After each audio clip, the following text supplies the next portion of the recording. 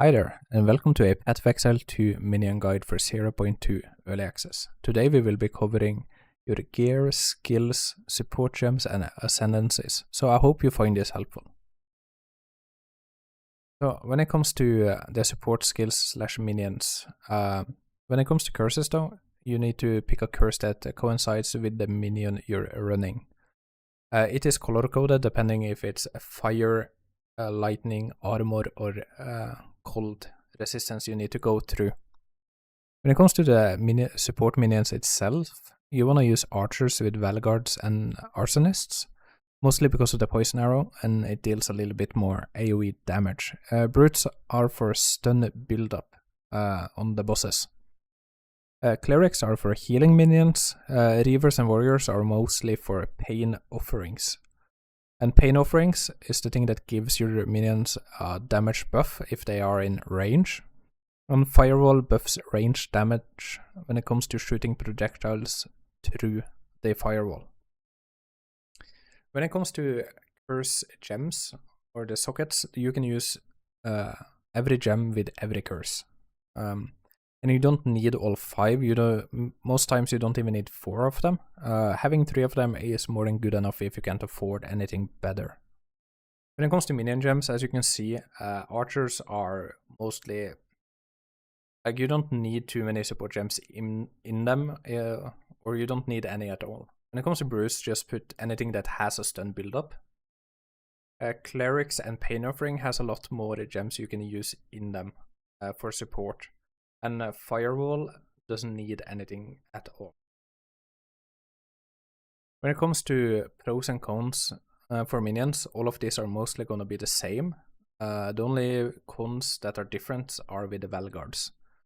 And when it comes to the gems, you will see a lot of gems overlapping as well. And that's because if you want to go half and half and have 5 of 2 different type of minions, you can kind of pick and choose. And you can see that most gems work with a lot of different minions as well. It's a lot of the same gems, so that's a good thing. Storm Mages is the same as Frost Mages. Good AoE and good boss damage, good clear and good speed, and it has a really good minion ability as well. It's just that it's mana heavy when you spam it. Minions do have a tendency to get stuck though, and there's nothing to do when minions die. So that's the only big downside with it. When it comes to Valguards and Arsonists, here's the cons that are different, and that is there's a lot of screen clutter because of the Valguards, and it's really performance heavy as well. If your computer can't handle Valguards, you just switch over to Arsonists. Even though it's a little bit less damage, it's still gonna carry you through tier 15 and most of the tier 1 and 2 bosses around the game. Minion Reavers are the best boss damage so far that I have experienced, at least. It's just that they die after using their ability after a few seconds because they lose health when using that ability, and they do get stuck a lot more often when it comes to tight maps. So that's the biggest downside with this, but it's really good boss damage if that's what you're looking for. When it comes to talents, as you can see, I've tried and circle around certain points and nodes that you can go for, so you have a bit more easier time finding stuff. In the early game you don't want to go too much for energy shield, and you can ignore every node that says faster recharge ES for energy shield. Try and go for minion damage and minion health and so on, but if you need survivability, you do go for energy shield. When it comes to ascendancies, you want to ignore the green one early game because it's not needed, it's more of a late game thing. It removes your mana and gives you more fire damage. The light blue one is a little hellhound that you can use. It's good for armor breaking, it's good for igniting stuff, it's good for a few things, but it's not end game good, kinda. When it comes to the 3 circles on the left, the blue, brown and grey, the blue one trades health for energy shield, means that you reserve 25% of your health to get more energy shield.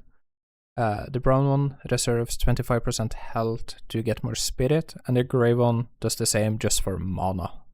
Anything that isn't circled around here is just ignore that, because that's more for spell casting, and you don't scale on spell casting as a minion player. When it comes to the Lich, on the other hand, the orange ones are really good defensives. One of the better choices minion builds have. It gives you 10% damage reduction, and you don't take damage from bleeding and chaos as long as you have your energy shield up.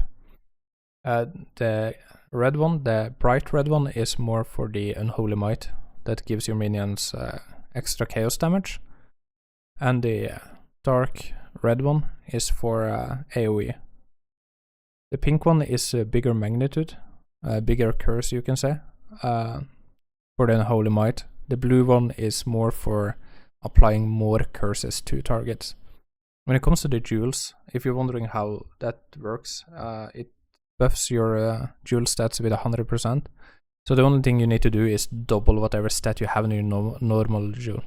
That's what that does. So if you have 15% increased minion damage, it becomes 30. If you have a 20% increased energy shield, it becomes 40, and so on. When it comes to gear, you want to focus on having as much spirit as possible, and you want to have as much minion skills to the gear as possible as well. When it comes to scepters, it doesn't matter what scepter you are using, unless you want to go warriors instead of reavers. So if you want warriors, you pick the scepter that has skeleton warriors. If not, you can use whatever scepter you want to. Try and focus on capping your resistance at 75% as well, as early as possible, because more survivability gives you more experience and more loot. Makes you die less, right? When it comes to the boots, just focus on having good movement speed and good resistance on your boots, and so on. When it comes to shield, hands, and rings, just get the stats you are missing. If you feel like you're missing health or resistance or mana or something, just get those stats on the rings. You can mix and match it a bit more frequent, because you don't need damage to attacks on your rings, or you don't need increased fire, frost, whatever damage on the rings, because you don't scale on it. Your minions don't scale on it. So yeah, that is the guide I have for you. I hope you found it helpful. I new to making guides and so on, and hopefully you get to use this. I went for using paint so you can pause the video easier and do a bit more reading if that's more your style, or if you need to pause the video and stuff like that. Yeah, thank you for watching, and I'll see you guys around.